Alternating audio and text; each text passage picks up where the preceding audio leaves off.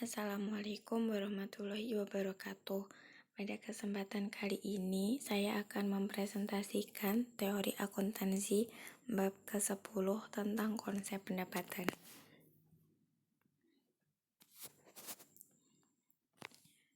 Yang pertama, pengertian pendapatan.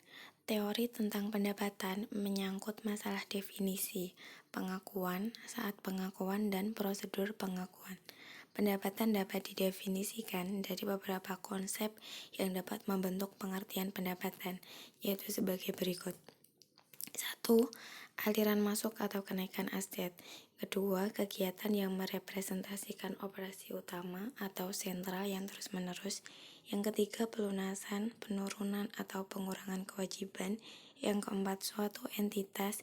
Yang kelima, produk perusahaan. Yang keenam, pertukaran produk. Yang ketujuh, menyandang beberapa nama atau mengambil beberapa bentuk. Dan yang kedelapan, mengakibatkan kenaikan ekuitas. Singkatnya, pendapatan adalah jumlah uang yang diterima oleh perusahaan dari aktivitasnya. Kebanyakan diperoleh dari penjualan produk dan atau jasa kepada pelanggan. Pengukuran pendapatan. Secara konseptual, pendapatan hanya dapat diakui apabila memenuhi kualitas keterukuran atau measurability dan keterandalan atau reliability.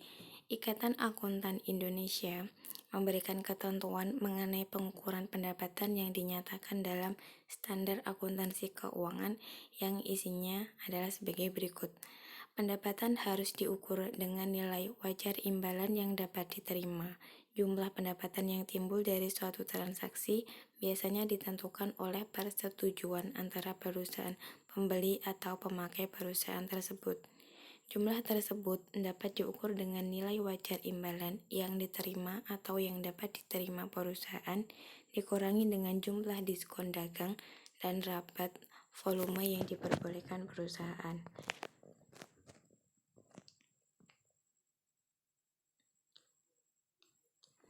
Pengakuan pendapatan.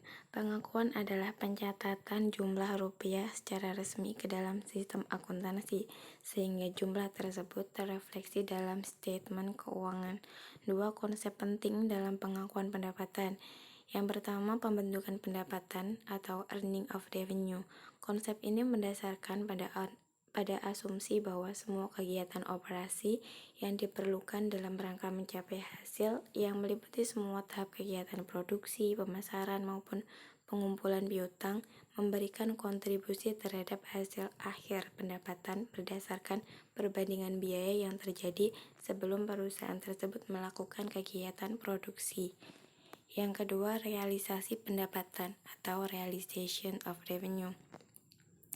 Pendapatan sebenarnya terjadi akibat transaksi tertentu, yaitu transaksi penjualan atau kontrak, sehingga sebelum kontrak itu terjadi, pendapatan dianggap belum terbentuk. Kriteria pengakuan pendapatan. FASB atau Financial Accounting Standard Board mengajukan dua kriteria pengakuan pendapatan yang keduanya harus dipenuhi, yaitu yang pertama, terrealisasi atau cukup pasti terrealisasi. Maksudnya pendapatan dikatakan telah terrealisasi apabila produk, barang dagangan, atau aset lain telah terjual atau ditukarkan dengan kas atau klaim atas kas. Yang kedua, terbentuk atau terhimpun. Pendapatan dikatakan terbentuk apabila perusahaan telah melakukan secara substansial kegiatan yang harus dilakukan untuk mendapatkan manfaat atau nilai yang melekat pada pendapatan. Saat pengakuan pendapatan. Yang pertama, pada saat kontrak penjualan. Perusahaan telah menerima kas untuk seluruh nilai kontrak pada saat menandatangani kontrak penjualan, tetapi perusahaan belum melakukan proses produksi barang. Dalam hal ini, pendapatan sudah terrealisasi namun belum terbentuk, sehingga pendapatan harus diakui sebagai kewajiban sampai barang atau jasa diserahkan kepada pembeli. Yang kedua, selama proses produksi secara bertahap. Terdapat Kedua, metode pengakuan pendapatan yang dilakukan secara bertahap atau per periode akuntansi, sejalan dengan kemajuan proses produksi atau sekaligus pada saat proyek selesai dan diserahkan, yaitu metode presentase penyelesaian atau percentage of complete method dan metode kontrak selesai, complete contract method. Yang ketiga, pada saat produksi selesai, pendapatan diakui berdasarkan banyaknya barang yang diproduksi, bukan banyaknya unit barang yang terjual, sehingga faktor penentunya adalah kegiatan produksi, bukan penjualannya.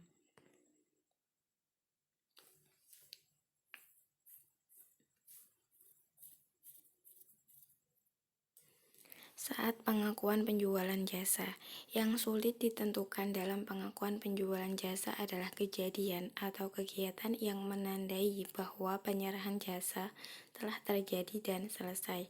Kaidah pengakuan umum penjualan jasa menurut AICPA.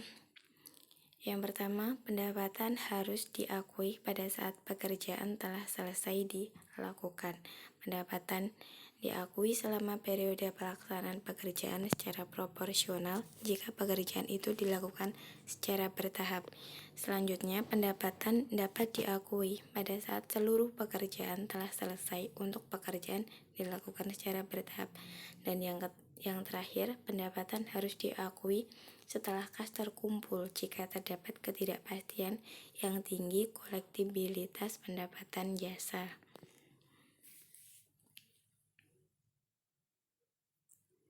Pedoman umum pengakuan pendapatan. Pedoman umum pengakuan pendapatan menurut FASB dalam SFAC nomor 5 paragraf 84. Yang pertama, kriteria terbentuk dan terrealisasi dipenuhi pada saat barang diserahkan atau jasa diberikan kepada konsumen. Yang kedua, jika kontrak penjualan atau penerimaan kas atau keduanya mendahului produksi dan pengiriman, pendapatan diakui pada saat terhimpun atau earn dan pengiriman, delivery. Yang ketiga, jika suatu produk dikontrak sebelum diproduksi, maka pendapatan diakui bertahap dengan metode presentase penyelesaian pada saat sudah terbentuk. Yang keempat, apabila jasa diberikan atau hak menggunakan aset berlangsung secara terus-menerus selama suatu periode, maka pendapatan diakui bersamaan dengan berjalannya waktu. Dan yang terakhir, jika produk atau aset dapat segera terrealisasi, pendapatan dan untung atau ruginya diakui saat selesainya produksi atau pada saat harga aset tersebut berubah. Prosedur pengakuan pendapatan. Berikut adalah ringkasan kegiatan internal sebagai pemicu dan bukti pengakuan pendapatan. Yang pertama, kaidah pengakuan pada saat kontrak penjualan. Kegiatan internal yang dilakukan ialah penandatanganan kontrak atau penerimaan uang muka atau kegiatan produksi atau internal yang belum terjadi. Kaidah pemicu dan bukti pengakuannya meliputi pendapatan belum diakui, surat kontrak, dan penerimaan bukti setor bank sebagai dasar pencatatan uang muka. Selanjutnya, pada saat penjualan, kegiatan internal yang dilakukan meliputi penerimaan order pembelian, penerimaan uang muka, pengiriman barang langsung atau melalui ekspedisi. Sedangkan kaidah pemicu dan bukti pengakuannya yaitu pengiriman barang disertai pengiriman faktur sesuai syarat, penerimaan nota terima barang didukung faktur dan order pembelian atau penjualan. Dan yang ketiga, pada saat kas terkumpul, sudah ada kontrak dan barang telah dikirim. Kegiatan internal yang dilakukan meliputi pengiriman surat tagihan angsuran dan penerimaan kas atau alat pembayaran lain, transfer via bank. Sedangkan kaidah pemicu dan bukti pengakuannya meliputi penerimaan kas didukung nota pembayaran atau bukti transfer, dan penyesuaian akhir tahun atas dasar catatan kas yang terkumpul sampai akhir periode.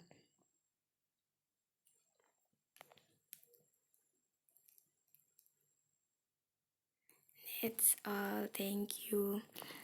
Demikian presentasi saya kali ini. Mohon maaf atas segala kekurangannya. Saya akhiri. Wassalamualaikum warahmatullahi wabarakatuh.